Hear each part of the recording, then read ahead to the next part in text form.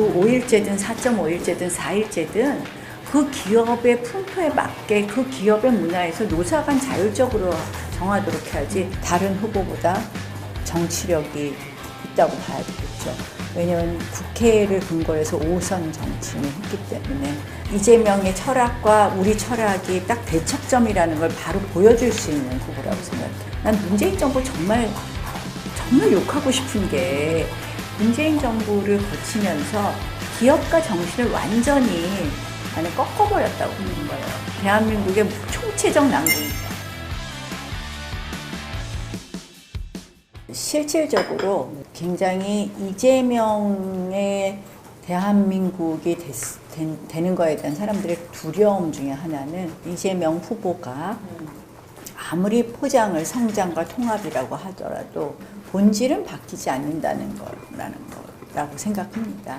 결국 그러한 점, 이재명 후보의 사실 철학 자체가 이 자유민주주의, 시장경제, 법치주의라는 대한민국의 헌법 가치와는 다소 결이 다르다는 것을 가장 잘 드러나게 해줄 후보고, 그 다음 결국은 우리가 대통령이 되고 나서 마주하는 것은 또 거대 야당이 되는데, 그 거대 야당하고 사실 맞섰을 때 야당이 이제 근거하고 있는 게 의회 권력이잖아요. 그러니까 국회도 잘 알고 정치를 잘 알아야지 야당하고 싸울 건 싸우고 얻을 건 얻어야 되거든요.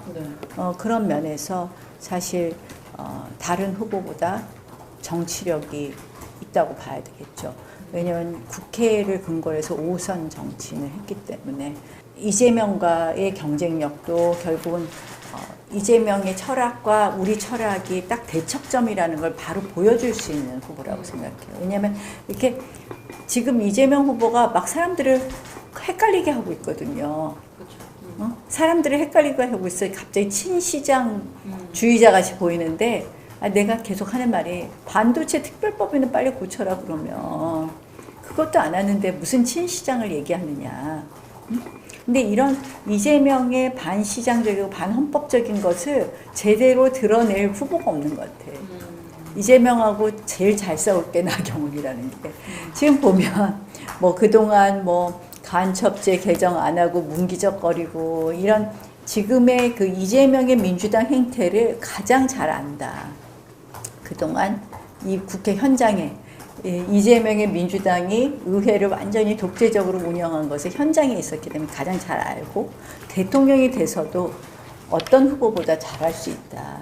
그런 어떤 첫 번째는 아까 말한 어쨌든 야당을 다뤄야 되잖아요. 민주당하고 싸워본 사람도 나경원이요, 민주당하고 그래도 의회를 지금 제일 잘 아는 사람도 5선 정치인이니까 나경원이요 해서 내가 잘할 수 있다는 거하고, 또 하나는 지금 이제 현안은 전부 외교로 풀게 돼 있잖아요. 경제가 지금 외교로 돼 있는데, 우리 후보 중에서 이재명 후보도 당연히 외교 트럼프랑 통할 것 같지는 않게 생겼고, 특히 민주당에 대해서는 그러니까 일종의 트럼프 쪽에서는 굉장히 여러 가지 위험하다고 생각하는 부분이 있는 거고요. 우리 당 후보 중에서는 또 그래도 미국하고 통하는 사람은 유일한 것 같아요, 나경원이. 얼마 전에 프레드 프라이츠라고 트럼프 싱크탱크 국장도 와서 나 보고 갔거든요. 그러니까 미국에 이제 옛날에 내가 종전선언 2번이나 막아내고 하기도 했지만, 미국에 유력한 사람들이 오면 꼭 만나고 가는 편이에요.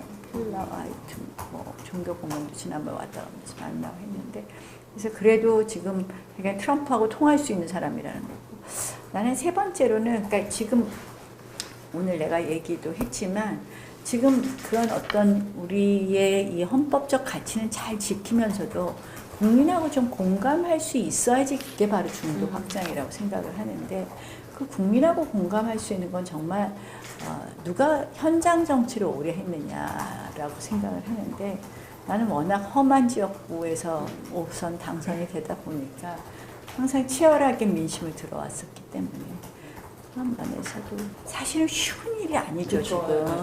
지금 우리가, 근데 지금 그래서 굉장히 어떻게 보면 우파 정부가 들어서야 되는 이유인 거예요. 그게 바로 우리가 지금 완전히 저성장의 늪에 들어가느냐 아니면 여기서 다시 일어나 사느냐인데 난 문재인 정부 정말 욕하고 싶은 게 우리 국민들의 이 어떻게 보면 일하는 그런 문화를 완전히 바꿔놓은 거예요. 저 소득주도 성장이.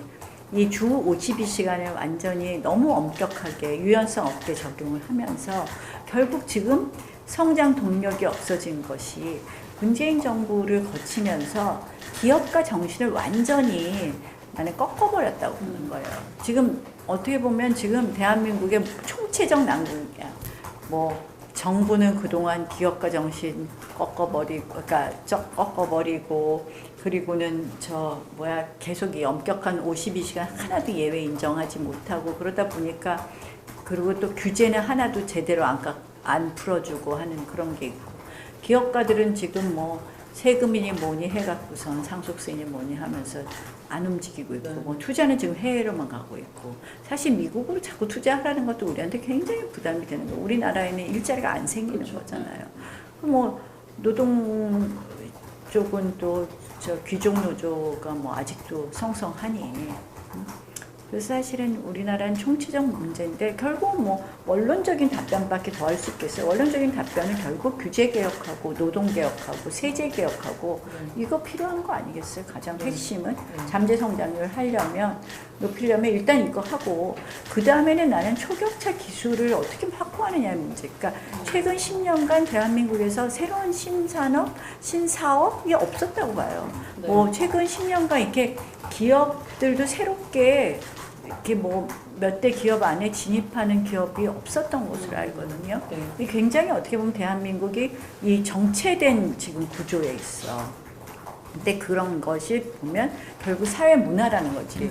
우리 또 주 4.5일 얘기하는데 이런 걸 나라에서 정하는 걸 이제 끝내야 돼요. 주 5일제든 4.5일제든 4일제든 그 기업의 풍토에 맞게 그 기업의 문화에서 노사간 자율적으로 정하도록 해야지 근로시간은 몇 시간이고 임금은 얼마를 줘야 되고 이렇게 하는 거를 뭐 주 며칠을 일하고 다 자율적으로 정하게 해야 되는 거예요. 업종에 따라서는 더 정말 4일제가 더 좋을 수도 있는 거고 업종에 따라서는 뭐 5일제가 더 좋다고 하는 데가 있고 다 알아서 판단하게 하지 너무 정부가 이렇게 일률적으로 정하려는 거.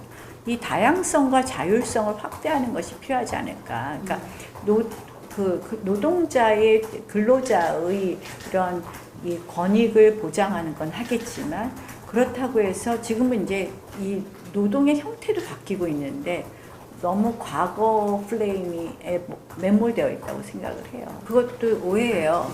그러니까 1% 20년 장기 대출을 해주자는 거라서 20년이 되면은 그때부터 원금 상환에 부담이 생기는 거라서 20년까지는 이자 차익만 재정이 투입이 되는 거예요. 그래서 20년이 지나면 연 12조 정도 그때 계산했을 때 투입되는 거라서 지금 이미 뭐 신혼부부 무슨 전세 대출 대출 보면은 복잡하게 돼 있는데 연소득을 이제 조금씩 올려주더라고. 그래서 그거 다 따져보고 뭐 하다 보면은 그게 체감이 안 되는 거지. 그냥 우리는 결혼한다 그러면 무조건 2억씩 받을 수 있어. 그러면 이게 결혼하는 신혼부부들이 마음 놓고 일단 주거 부분에 어느 정도 이 부담이 줄어들기 때문에 이 체감되는 정책을 해야 된다는 거지.